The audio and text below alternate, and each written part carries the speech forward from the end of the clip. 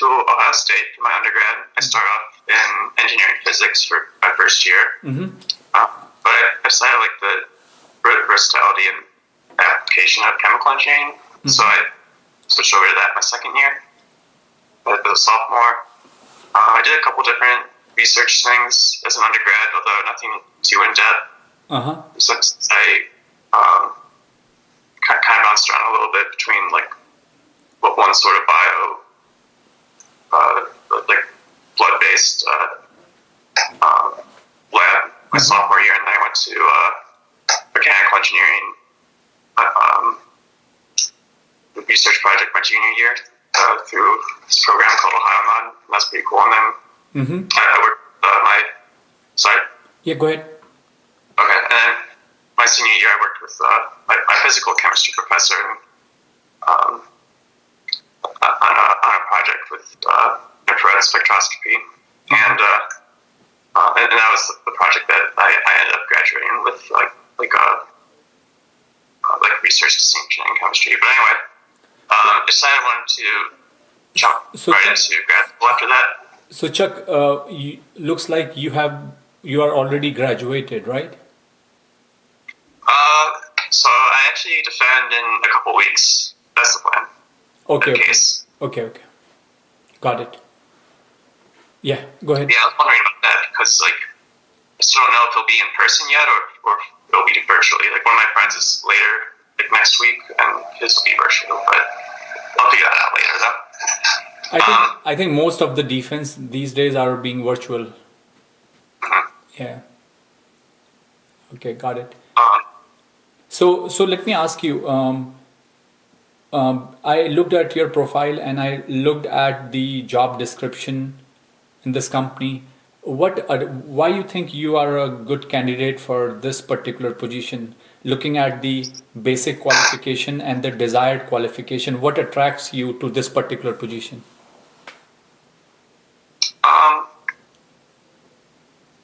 Yeah, so there are two sort of big things I'm interested in. One is energy, in terms of getting cleaner energy, and the other is space application.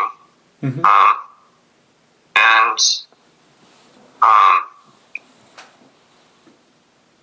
I don't have a background in aerospace or that's fine. That sort of thing. So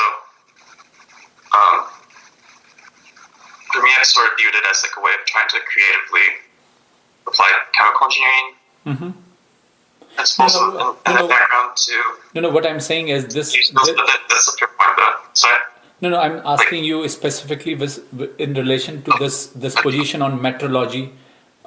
So look, I was looking at your CV and I'm trying to look at the basic qualification and desired qualification, and looking at that, can you tell me where you fit in here based on your skill set? That's what I'm thinking. So let's say, for example, it says strong experience in metrology lab or similar capabilities. So I'm trying to understand, do you have that skill set or not?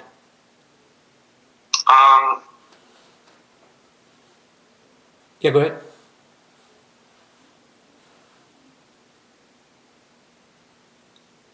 I might have to look at the description a little bit more in depth.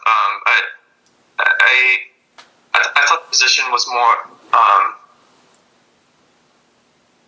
related to measurements and statistics, and I have taken courses with those grad student and undergrad in design of experiments and that sort of thing. And I've used a variety of different surface experiments, and I imagine what I would do in any industry position wouldn't use those exact instruments, but I like to think that I can be pretty adaptable. And the reason I'm asking you this question is metrology itself is a very unique field, okay? And if I look at your job description, I was thinking that your job profile probably can fit in to some other positions which are more geared towards electrochemistry. Do you understand what I'm saying? Oh yeah, that makes sense. So that was the reason why I am asking you this question. I mean, you can say for sure that for example, I have done some measurements, I have done some other things, but the way the recruiter is going to look at this particular position, he's going to say, yes, you have done something, but you are not the expert of this. Do you understand my point? Oh, yeah. So Yeah, that's again, I'm not saying that's a wrong thing, but what I'm trying to understand is, oh, is there something which I don't see in your CV, which you say, oh, Amit, that it says that, for example, um, I I have done some ISO compliant certification or something, which is which I probably you didn't see it, but I have done it. So I think these are the certain things which makes me a good candidate for this particular position. That's all I'm thinking in my mind, because right. because you can find what I'm thinking is that you may be a very good candidate for some other positions which are out there in which are more close to electrochemistry or materials related or chemical related. You know what I mean? Mhm. See, you have to understand one thing, Chuck, and this has been my experience of applying for the jobs, and I have applied to a lot of jobs, a lot. Trust me. Oh, yeah. If your job profile, especially for a PhD student, I would say, if your job profile and what you have done doesn't match, you probably don't hear from them. Okay. That's most of the time that is the case, because let me put this way, and I saw your cover letter, and this is my advice to you, and I saw your cover letter and lot of other things. Your cover letter is more like a statement of purpose. You probably Okay. want to change the cover letter, because cover letter to me is very different than statement of purpose. Your cover letter seems to me like a story, but it doesn't tell me why you are the candidate for this particular job. Okay. Do you So understand? just like Do, more straight to the point. And exactly. So this cover letter can be good for if I'm applying for a PhD position, because it gives me my overall view. Because if you're applying for a PhD position, they are looking for someone who can be a good PhD candidate. But if you are applying for a job, they are looking for someone who can do this job. And right. your cover letter does not say a bit of it. So I would change it completely, and I would be very Okay. point to point strict on that. Okay. Yeah. Actually, so there are two different sorts of cover letters. I've been writing. I've been trying to transition to this other type. So that kind was, I guess, more of the first type I would write. But the second type is I would take like the preferred and like all the qualities they want and like copy that and like paste it on the document and then make another bulletin under each point and like Yes. bold that so they notice my response and then address it that way. No, Yeah. that would be my advice too, actually. Okay. Yeah, yeah. Yeah, I'll try to do that more often then for Right. like all my future applications then. Right. And so my advice to you for this particular position, if you are if since you probably have already applied it, you may not be the best candidate for this particular role, because as I Right. said, your CV doesn't fit in. This is a metrology job. To be honest with you, this job is more for people who have bachelor's or associate degree, in my opinion, not for a PhD. Okay. Okay, but again, having said that, I am not saying that you should not apply or you should apply, but I'm pretty sure you can find some other job. If you go to the website of the company, you can find some other job which are more inclined towards electrochemistry, which probably your CVs will suit much better. Another thing I will one thing I want to tell you before I go to your questions one by one. Sure. Your presentations and awards and journal articles all should be separate. Okay? Okay. They have to be like 3 different columns. You can't put them on all of them. It doesn't work that way. So make it separate. And current research, past research, work experience. Yeah, that's fine. General experience. Okay. Yeah.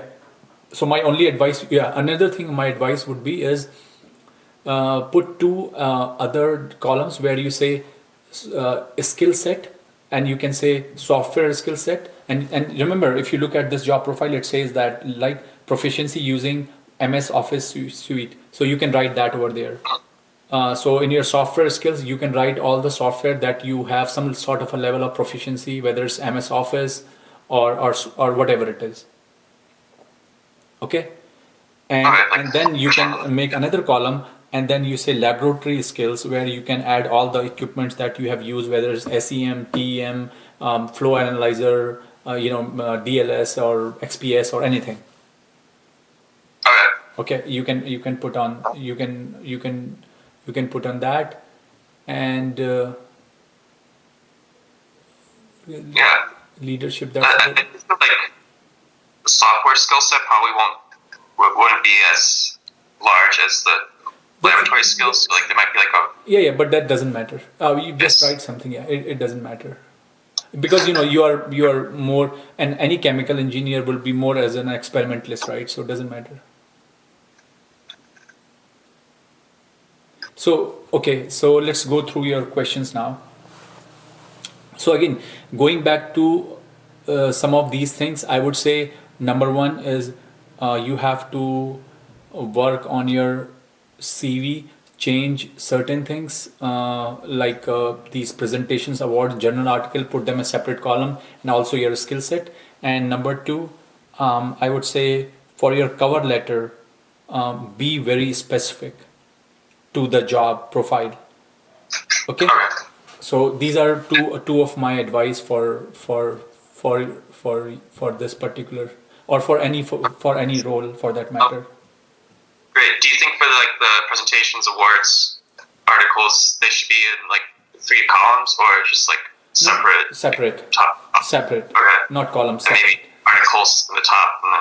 Yeah, so the way it goes is, if you look at if you Google some of the CVs, or if you can go to even in your department, if you look at some of the assistant professors, their CV, the way it is like they put education, and then they put experience, a skill set, research, and then presentations and awards, and then presentations and journal articles comes a little bit at later. Okay. Okay, and then so as I said, in my opinion, this may not be a good role for you, but that's what I was trying to identify. Why did you apply, or why did you look for this particular role? If I was you, so if I was you, and if I look for a role, I would. Okay, for example, there is a role. There is a role here called Senior Manufacturing Engineer, Chemical Processing. Okay. I can send you this particular role, and I will send you some other ones. So take a look to them, and then tell me. Then Amit, looks like this one suits better to me, or the other one. Okay, so I will send you few of them. Appreciate it. Yeah. Thanks. And if once you take a look to these roles, and then I would say go through them. In my opinion, those roles will fit in your profile much better than the one you have sent to me. But as I said, some of these roles are, so there is one, I am going to send it to you. Take a look to it and see if this is something. So that sort of a role I think you should try to look at. Okay, so let's go to your question answer now.